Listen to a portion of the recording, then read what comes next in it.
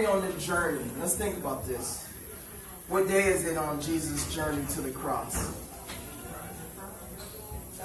Thursday night. Thursday night. He's betrayed throughout the night.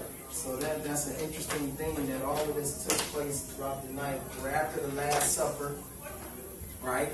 And Jesus just excused Judas, correct? Right? All right. And so what happened after Jesus excused Judas? It was the Last Supper, right? So after the Last Supper, now we get to a place where Jesus goes and prays. Because Judas is on his way back with the enemy, right? The people are supposed to arrest him. And so Jesus' heart is really heavy. Jesus is sorrowful. Jesus is sad. Jesus is looking ahead, and he sees what's ahead of him. And he goes to the only place that he can get some comfort with the agony that lies ahead of him, and that's to God. To God. And it's interesting, Jesus on this mission, he knows what he was called to do. But he goes to the Father because he's weak. He's hurting. He's sad. He sees the pain that lies ahead. How is it Jesus can go to the Father, and sometimes when we go through trial and tribulation, we don't go to the Father? We wait, most of us wait until we're in it to pray. Jesus prays before. Why do we wait till we're in it? Why is that our human instinct? Why is that? Yes. I'm going through something now, and I think I waited because I'm embarrassed. Embarrassed, and I know where I should have went first. Instead of talking to this one now, we always go to them first, and then we go to them second, and it's supposed to be the other way. And the sad thing is, it's not that I didn't know, but it's a pride thing. It's like when you do go, like when you know, and then you go, it's like, I just, tears, weep, because it's sorrow. I'm sorry to him, because I did that, and I know better. And since pride is a factor, that's why Jesus positioned himself in a position of humility first. Right. Because you can't walk in the walk that he has been called to walk with your ego up front. Because you'll get interrupted, disrupted, distracted, pulled to the side, or you allow that ego to say, let's jump off this track. So the first part of the New Me journey, and we learned this early on, but where did we learn this at? What was the first thing? Triumphal entry. Where was the humility in that story? Jesus rode a donkey. He didn't come in as a king. Royalty. He didn't come in. So he comes into this entire week in a position of humility. So that now, as we are less than 24 hours from the cross, he don't have to fight with ego to complete the mission. All he got to do is deal with what his feelings are. And see, this is the part about Jesus' ministry where people question when you've heard he's the Son of God and Son of Man. This is the Son of Man part right here. Truly. Outside of everything Jesus has done, this is the Son of Man. I'm about to go to the Father and ask him to remove this cup. Now, I completed this ministry 30-some years now, right? Now I'm like, I looked ahead and it's not good. It doesn't feel good. So where does Jesus go to pray? The Garden of Gethsemane, right? So, what do we know about the Garden of Gethsemane? What do we know about it? Anyone? let's do a quick flashback. There's one thing that we can associate that'll get us on track with our theological thinking tonight. Adam sinned where?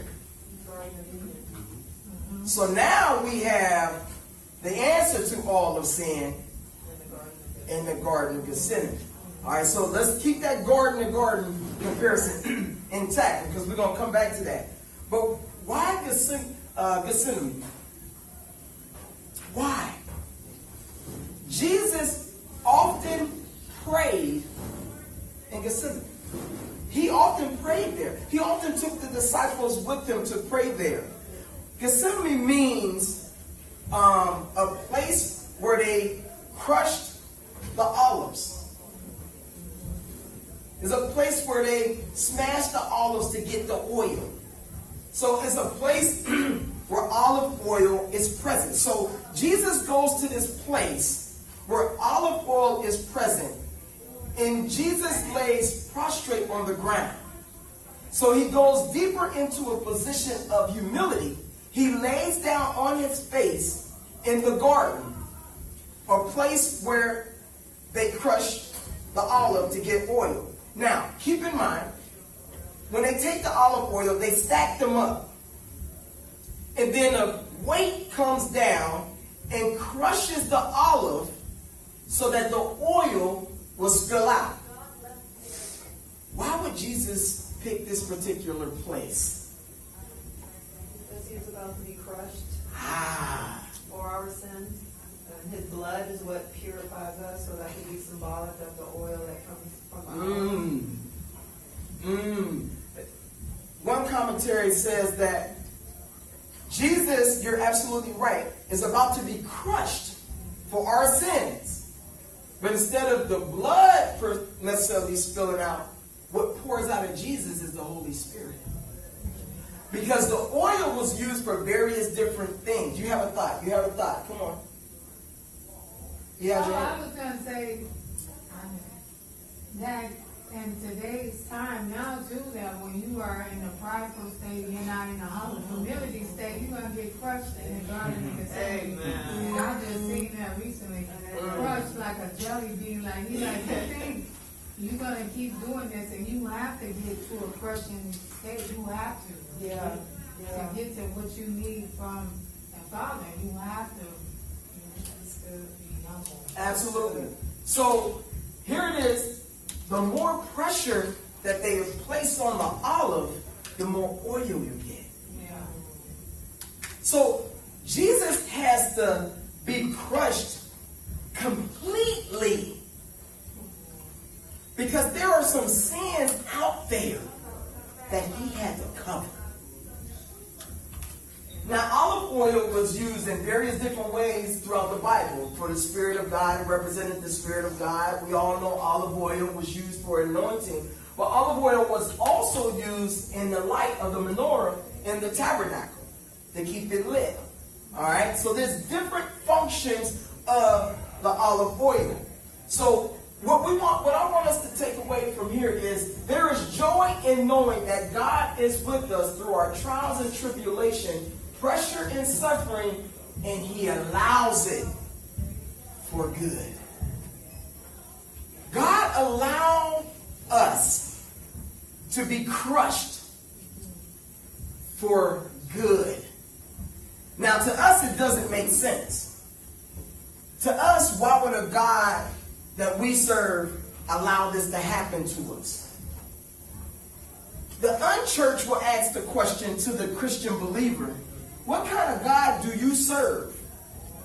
What kind of God do you serve that he would allow you to be crushed and then call it good? Think about that. Think about that. There is joy in knowing that God is with us through trials and tribulation, pressure and suffering, and he allows it for good. Jesus knew this. Just think about this. Just take a quick second to think about this. Jesus knows the trials and tribulations he's about to walk into. But he also knows that is for the good. How many of us would walk into a fire and convince ourselves this is for the good? Ain't nothing happening. She said, not happening. Think about that, y'all. God gives you a vision of what's on the other side, but you still got to go through it. I've shown you the promised land, but you got to get there. I've shown you you're going to get a different job, but you got to go through something on this current job. Your kids going to be all right. I've given you a vision. Celebrities, doctors, politicians, but you still got to raise them. And they're going to make some mistakes. And they're going to cause you to be in court. They're going to cause you to want to fuss. You're going to have to put your hands on them. But I've shown you they're going to be all right in the end. This is what Psalm says. You love righteousness and hate wickedness. Therefore God, your God, has set you above your companions by anointing you, there's the olive oil, right? With oil of joy. When people used to press the olive, they seen it as a great thing because they knew once this olive is pressed, we got multiple uses of it. So they always seen this process as a good process. We don't see crushing our spirits and getting rid of that mess as a good process. We have to associate, if we're going to walk with Jesus, we have to associate what we're going through as good. In James, I think it's James 1, verses 2 and 3, count it all joy. But that's difficult to do, is it not? How many of you truly have been through something and you couldn't count it as joy? Look, all kind of hands. Facebook, everybody hand up in here. Why are we like that? Why can't we make that transfer? Why do we struggle to count it all joy? It hurts while you go through it. Sometimes you don't see nothing but that anger or that depression, whatever the situation calls for. Mm-hmm. And it's hard for you to see it as good when you don't feel good. Someone else? Anyone else? Yes. Well, when you've been through, so I know it's for my good. I know that because I've been through something before, and it strengthens me. It's a testing in my faith that I know that He's going to bring me out. Like, so I'm going through that, and I am hurting and all that stuff, but I still like, but your will, God, your will be done. Even though it hurts. Yeah. All it hurts. And but I can't go into my feelings. Like, I'm supposed to. Yeah. So what do you do with those feelings? Give it to Him.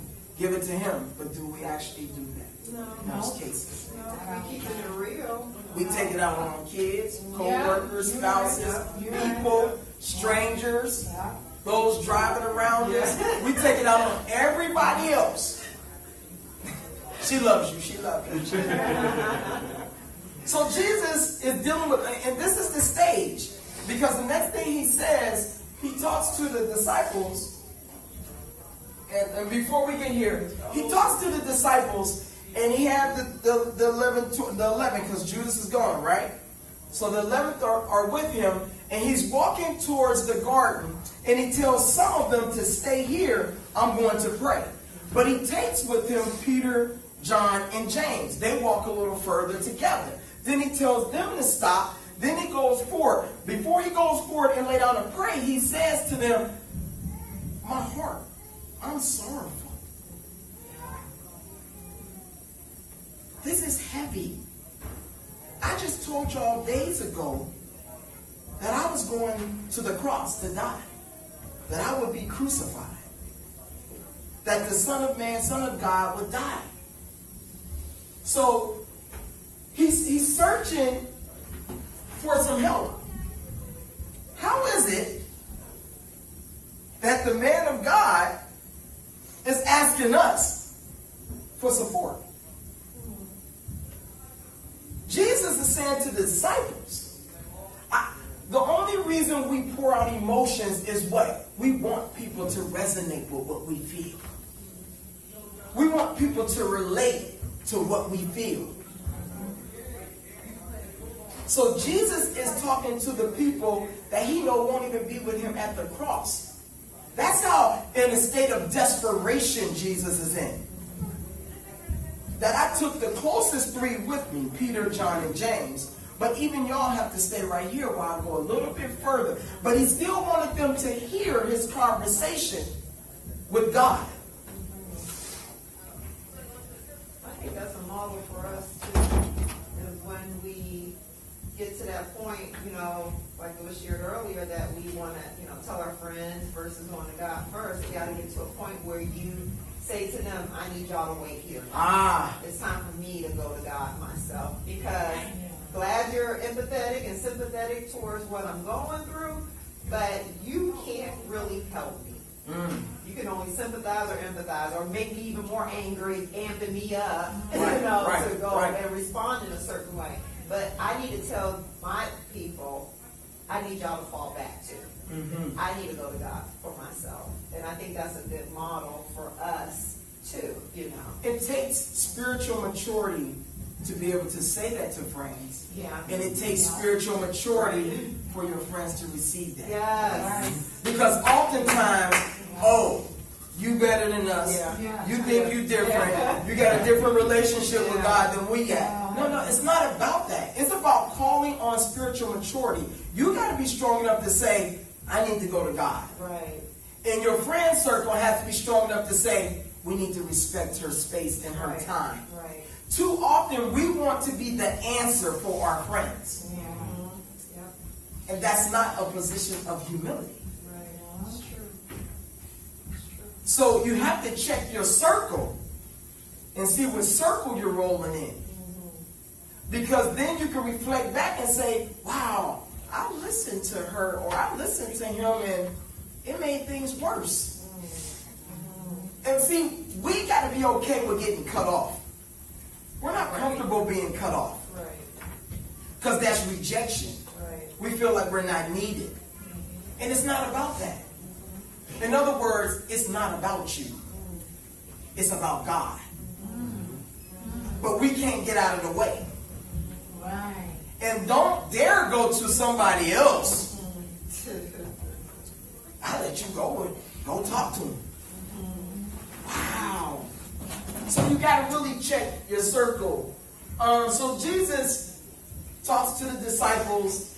Then he goes and lays before God. And he says, my Father, if it be possible, let this cup pass from me. Nevertheless, not as I will, but as you will. That's from the ESV version. What is Jesus saying here? What is Jesus saying to the Father? I really don't want to do this. I mean, And so what is this? What is it that he really don't want to do right now? Die? go through The sacrifice. The sacrifice? All right? The Message Bible says it this way. If there is any way, get me out of this. I gotta get out of here. The Message Bible says, if there is any way, get me out of this. Then he says, but please, not what I want. You, what do you want? Get me out of this. Is there another way to redeem your people? Do I have to walk through what I see? Is there another alternative? Now, why is Jesus contemplating this? What is it that he sees? This is the part for Christianity that has to resonate with us. What is it that Jesus sees? I'm down in the cross. Him down on the cross. Let's go deeper. It might be the betrayal of those closest to him. Because even in the betrayal, it's a lot going on with suicide, with even your friend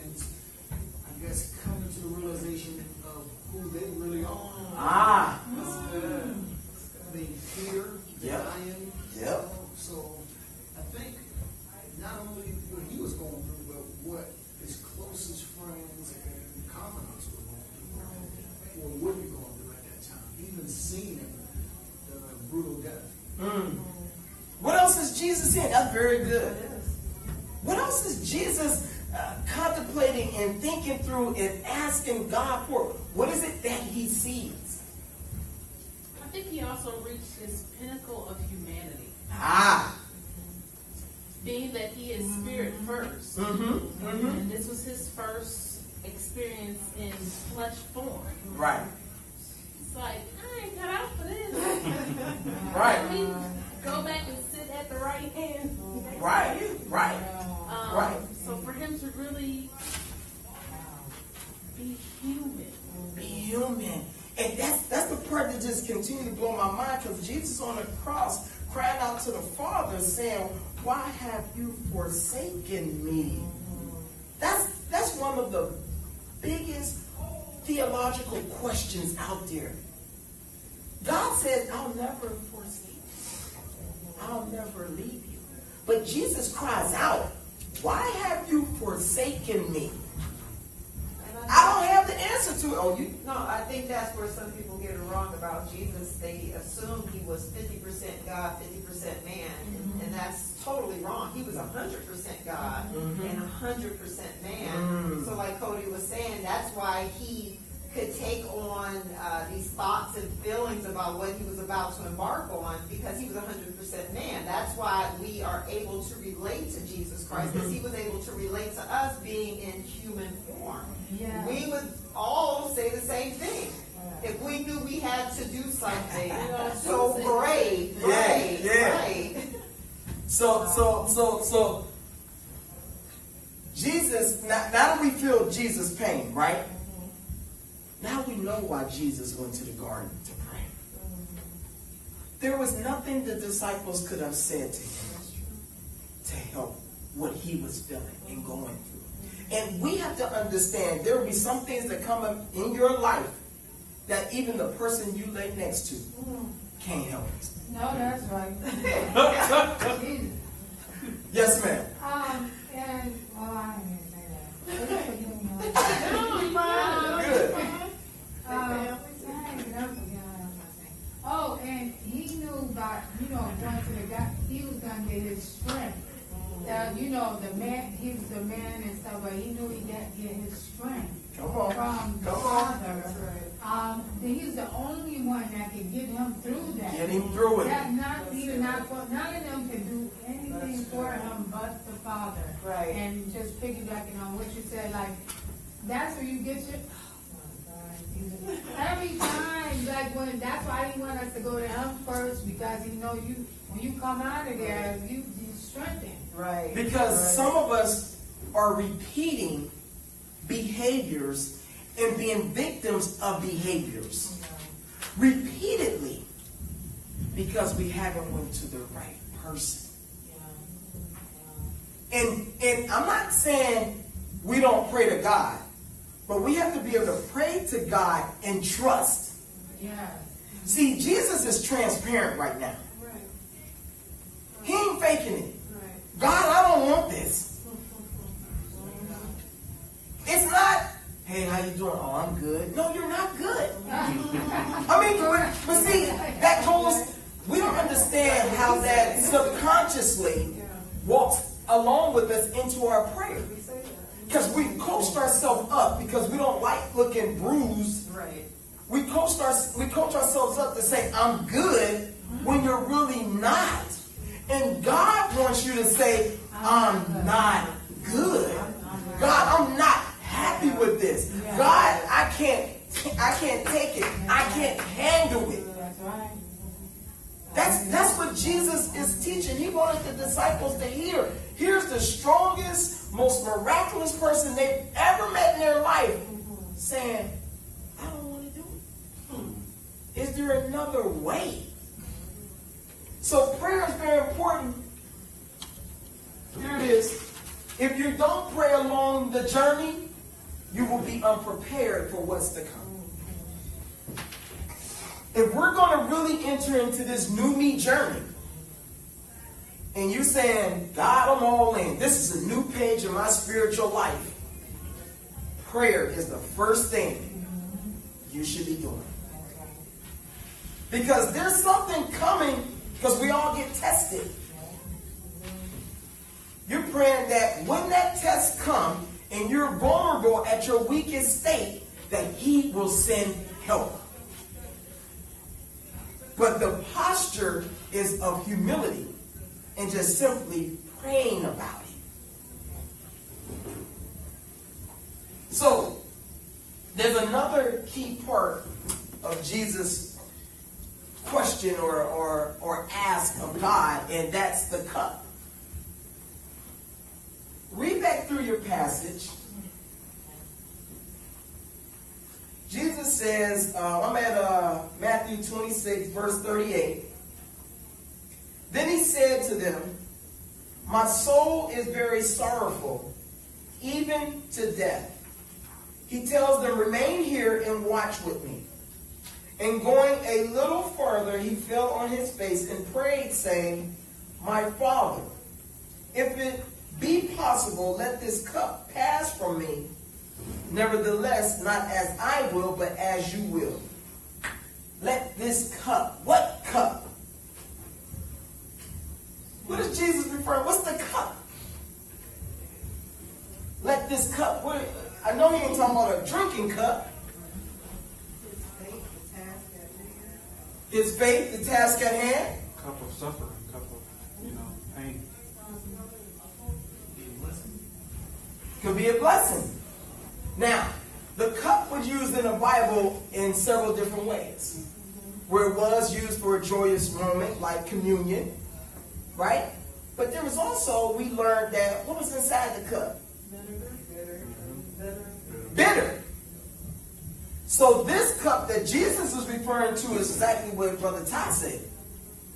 This is a cup of judgment. This is bitter.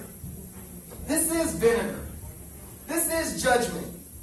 This is the sins of the world. This cup is betrayal, lies, cheating, stealing, robbing, murder, adultery, abuse, neglect, backbiting, backstabbing.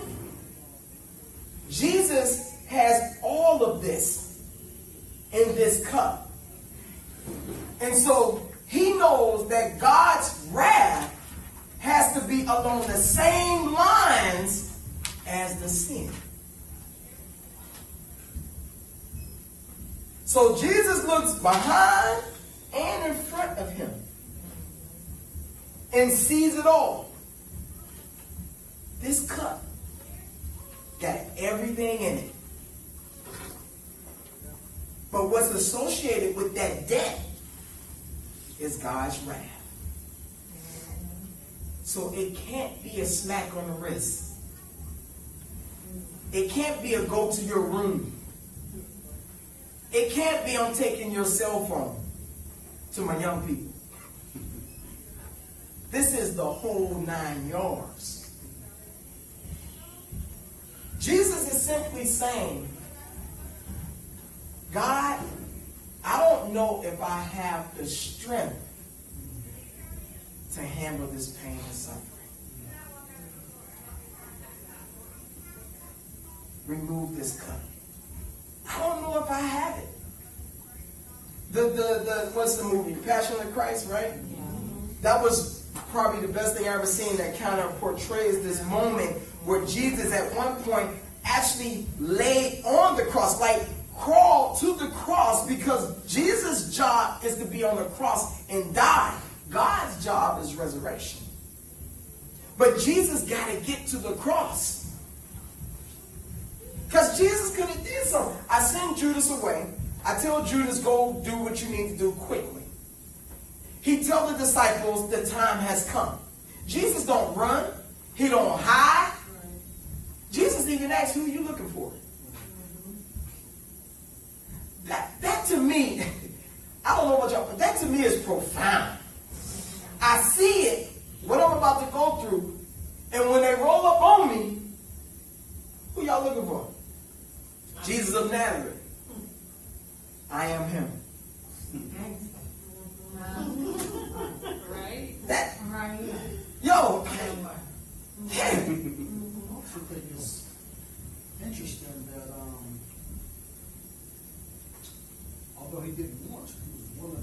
accept things that he didn't do.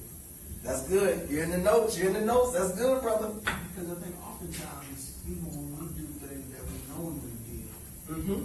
we ask for habits or behaviors to be taken from us. Right. And in this moment, he's willing to take your sins, my sins, her sins, his sins.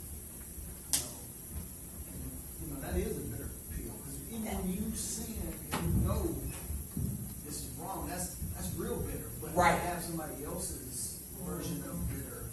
To be guilty by association. Yeah. I was part of your plan.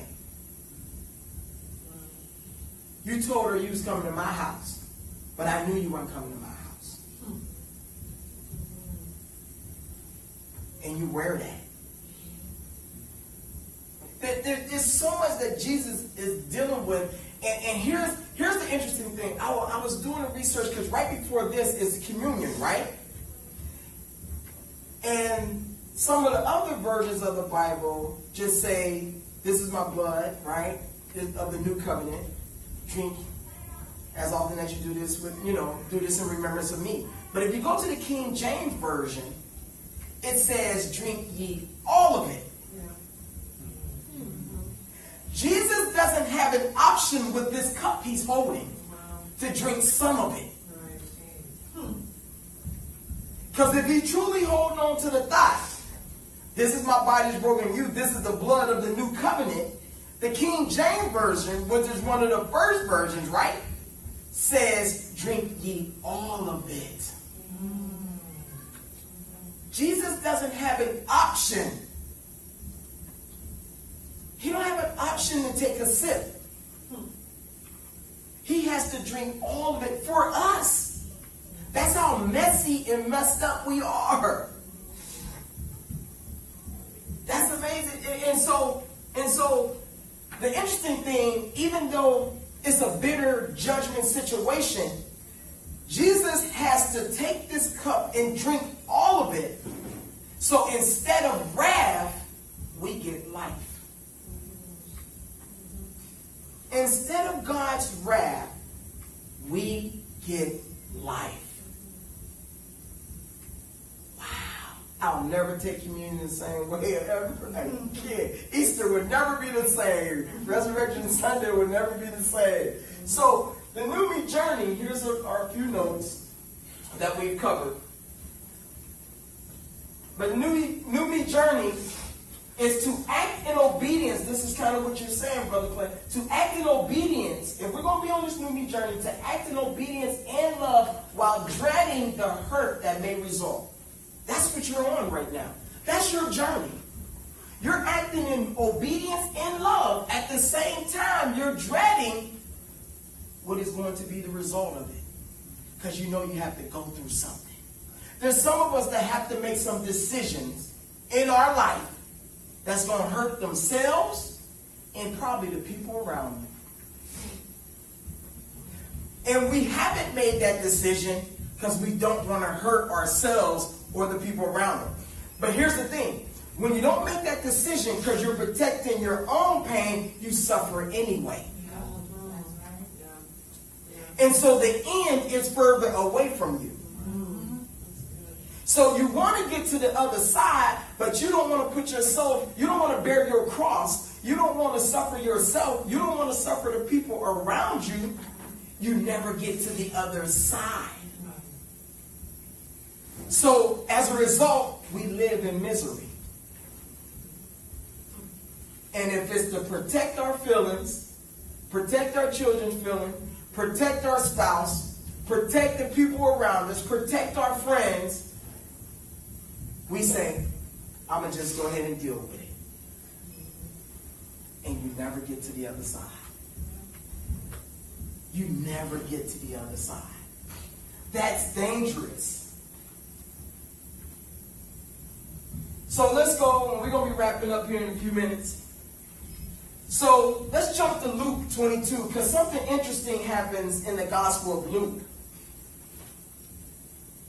The Gospel of Luke, chapter 22. Luke records the prayer experience on the Mount of Olives a little differently. So Luke chapter 22, verse 43.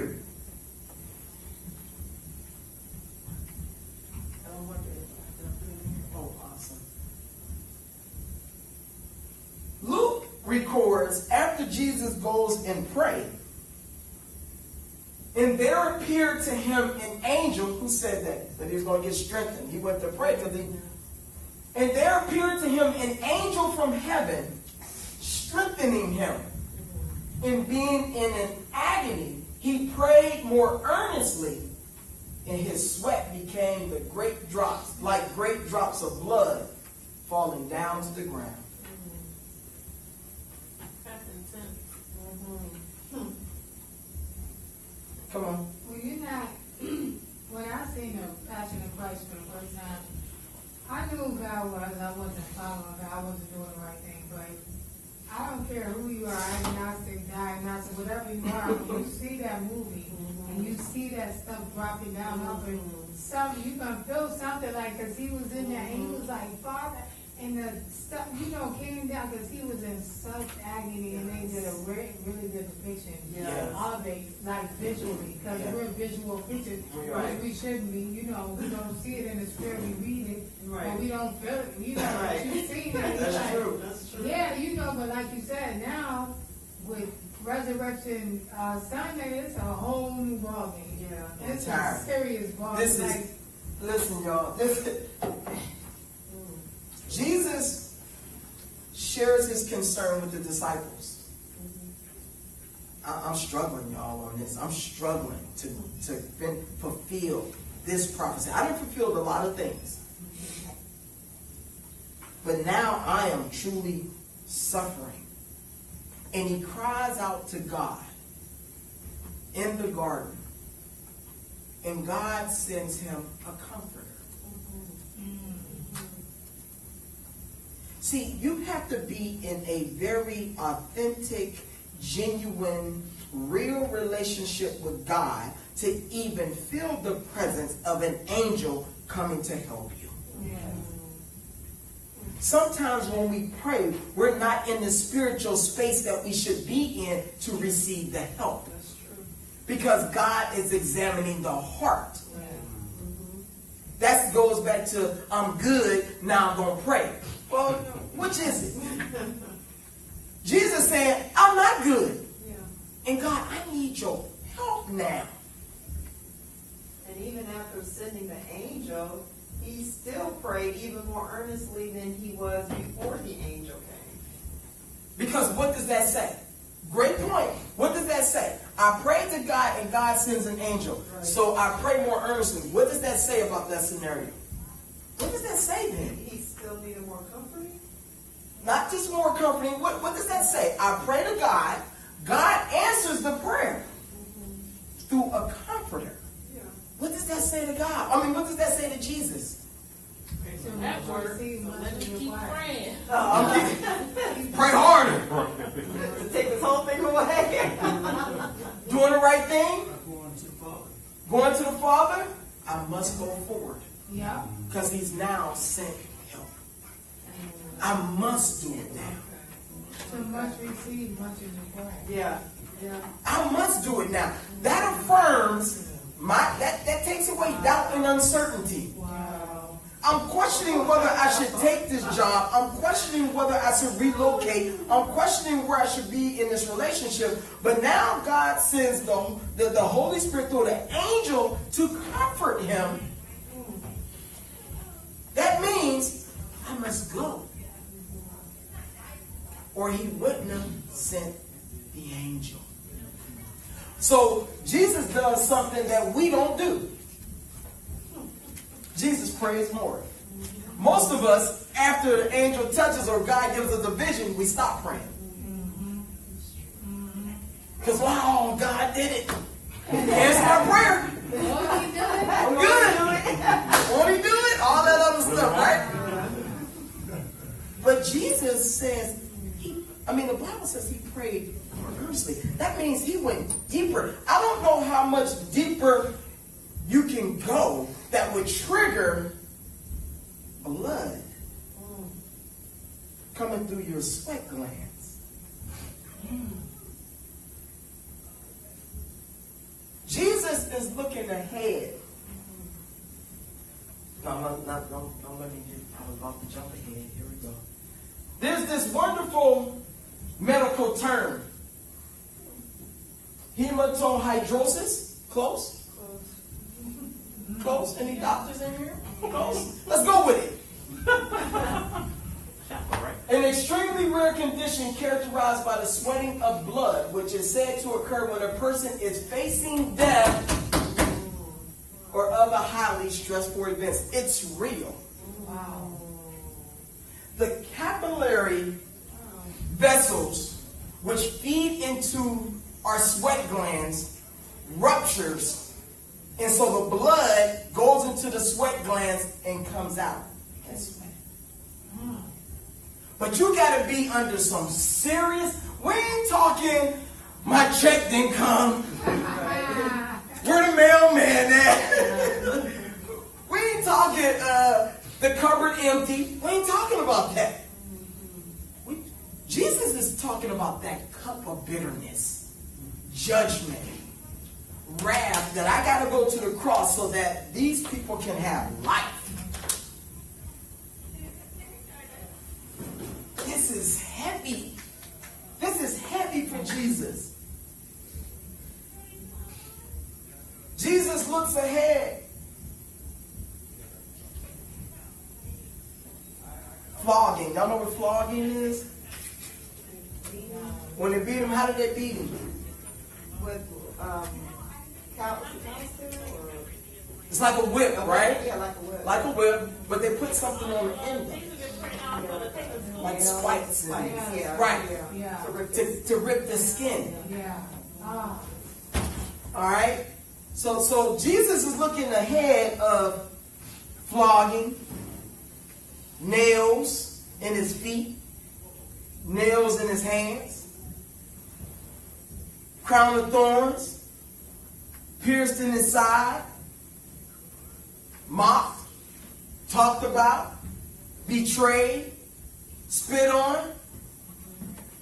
And on top of it all, the disciples don't even come to the cross with him.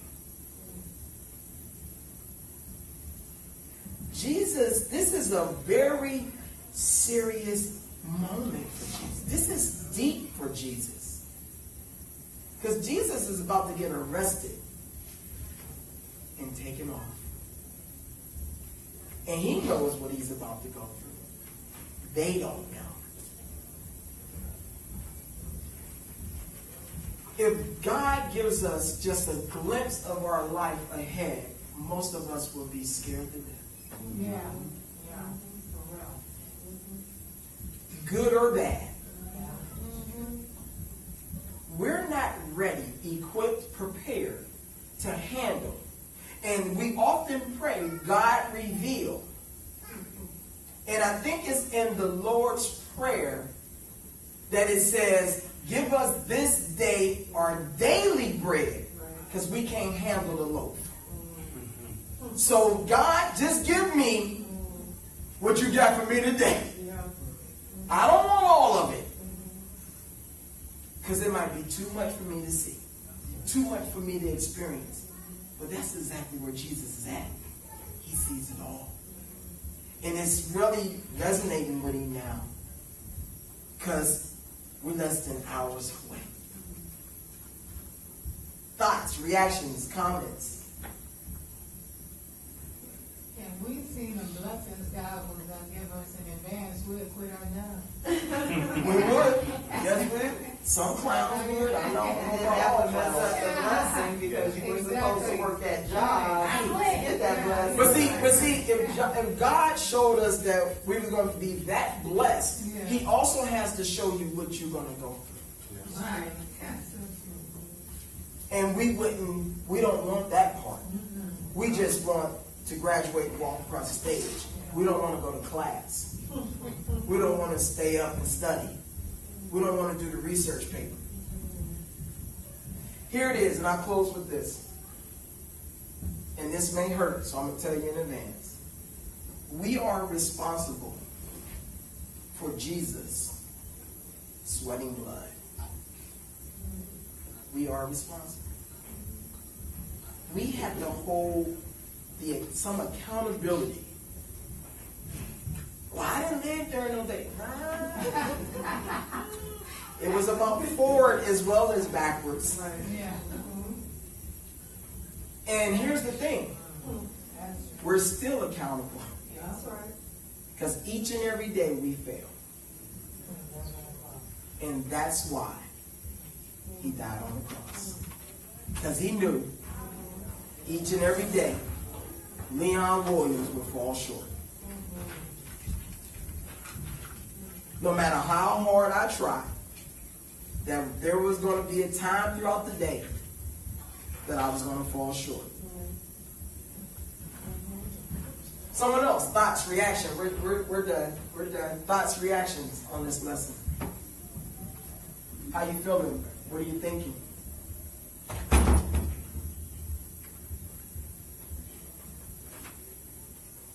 Thank God for dying on the cross for my sins. Jesus, thank you for dying for my sins. I'm a mess. Like I said, it's a whole story, like, it's not a story, but you know, if you don't know humility, like, and you think you are here and you're really here, and you doing this, and God's like, you doing that, and you be like, pray for me, but you don't even want to pray for yourself. That's a lot of stuff we have. We all need help, as he said, and every day we all fall short of His glory. While we do have a comfort. This is how important prayer is. If Jesus doesn't seek God's counsel and guidance, if he doesn't pray, Jesus is left to make a decision on his own. Where would we be? He already in the doubt mode. He already teetering on, I don't know about this. How many bad decisions have we made because we didn't seek the Father honestly? We can all look back in our life and say, man, if I can do that again. If I could have thought about that another second. It's not that you want to look back and say, as a matter of fact, or it's not that. I want us to think about if he wouldn't have prayed, what decision would Jesus have made as Son of Man and Son of God? Now, we trust he would have made the right decision. But there is a reason why he went to the Father. So we can't sit here and simply say, oh, Jesus would have. See, because we taken Jesus for granted. Right. And we just simply said he was not on that Son of Man. He was Son of Man. He was struggling. And Jesus is relating to us. If he's going to be the lawyer and advocate for us in heaven, he has to understand what we really go through, right? That's what we go through each and every day. We struggle. And we go to the Father. But I think now we'll go to the Father a little differently in complete humility. Not request. And people say, don't question God. Don't ask God. Jesus asked God several questions. Several questions. If there's something burning inside of you, you can talk to the Father. He didn't call him in this moment Lord. He didn't call him Master. He said Father. And ESV says, my Father. I'm coming to you personally as your son. We have to make our prayers personal and speak to the Father, your Father. Any final thoughts, reactions? I'm just grateful for it. Like you said, it makes you look at those that time right before, that led up to the cross, makes you look at it totally differently. You don't rush through it. Right.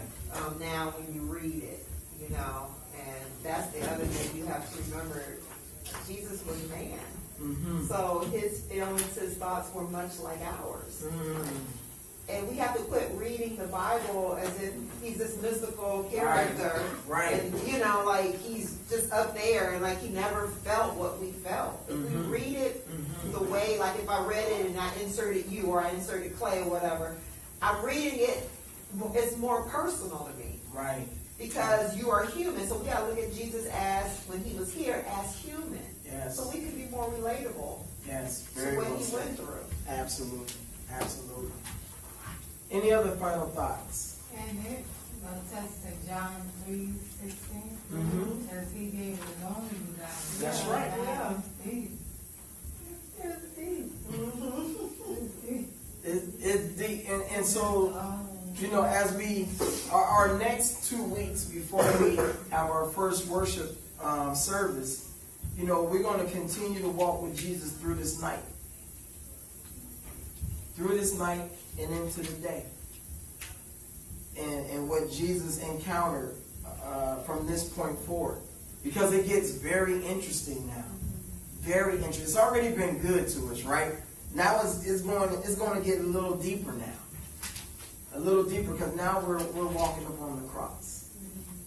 And how many of us bear our cross every day? I'm not sure we're doing that every day. I know I'm not doing it like I'm supposed to. I'm going to ask my wife to come up and do a few announcements. Yeah, I'll do a few announcements. I found another scripture too that attests, I'm sorry. No, go ahead. I found Romans 12:2, 12:1 and 2, or 12:2, where he says, "And be ye not conformed to this world, but be," like we were talking about with the carrying the cross, but be ye transformed, like, and we conform to, because it feels good. It's easier. Yes.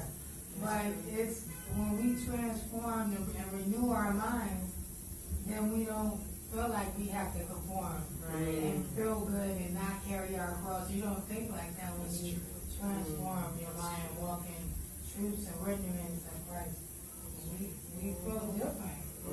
We will carry our cross more often, like I said, when we're in walking in the Spirit. Very well said. Well, everybody here in Facebook, we pray that you were able to receive something from this Bible study. I know I have. Praise God. And we thank God for the word. But I want to talk about Resurrection Sunday, which is Beloved's first worship service. Yes. So we are asking everyone that's in here and that watches us through Facebook, come out and join us. We are a church that's growing. We're brand new, but we want to spread the love of Christ, and we want to spread God's love towards you. So we ask that you join us here at Simmons YMCA. The information is on our website, belovedcc.org, and just come and worship with us. And right after worship service will be our brunch, and we will have time to fellowship, get to know you. You guys can get to know us. So we ask that you RSVP, though, on our website, just for a head count. It's free. The food is free. Okay, Amen. food is Amen. free. Praise But please God. RSVP so we can have a head count, belovedcc.org.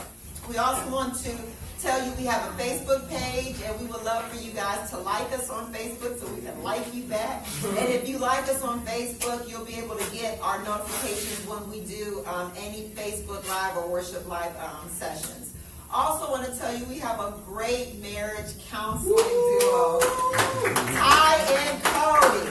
They are awesome. They have a Purposeful Life ministry, and you can get to their website through our website, and there's a link that will take you right to their page. They also have a talk show on WBND Radio, so if you go to their page, you'll be able to get notifications when they go live. That's every Monday at 8 o'clock, and they offer counseling and coaching. So we have resources here to help you and your family, because we're all about building and strengthening the family. Amen.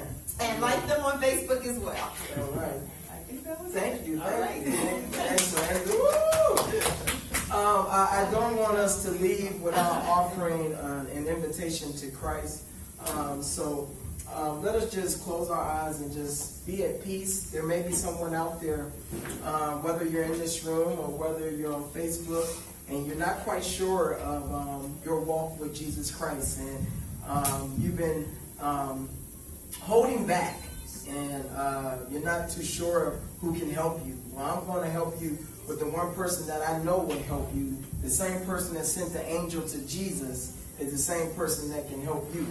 So if you're sitting at home or you're in this room and you believe in the life, the death, and resurrection of Jesus Christ, and you take the time to just repent of your sins and just say, God, I'm sorry. God, I'm a sinner, and I would like to live a different life. I would like to draw closer to you. This is the moment you can just say that to God in your own room, in your own living room, and just say, Jesus, God, I accept your Son as my personal Savior. I believe in his life, that you sent him here as your only begotten Son to die on the cross for my sins, and that he did die. But on the third day, he rose. And now he's back with you, Father. I believe that story. And I accept and receive that story. And if you believe that in your heart right now, you just say, God, I'm sorry, and I need you, and I want you, and I believe in your Son, Jesus Christ, then you have just started your new me journey with Jesus Christ. You have given your life to Christ. Now, the devil's not happy. He'll come at you in a lot of different ways. I trust and believe that you'll find someone to help you, talk with you, walk with you, comfort you, speak with you. If you want to hear from myself or my wife, you can email us through our website. If it's something that you're dealing with in your household, and you as a couple need help, you can contact Ty and Cody through our website. We're here for you as a resource. So I pray that there's someone out there who maybe have given their life to Christ today. And when if one, just give their life to Christ, the angels rejoice. And we're glad about it. Now, Lord, we ask that you dismiss us from this place, but never from your presence. Keep us safe from hurt, harm, danger, accident, and injury until we see each other again. We ask that you bless us and keep us. It is in your Son, Jesus Christ's name, that we do pray. Let everyone say amen. Amen. Amen. Praise God, y'all. Awesome. At this time, we'll have our love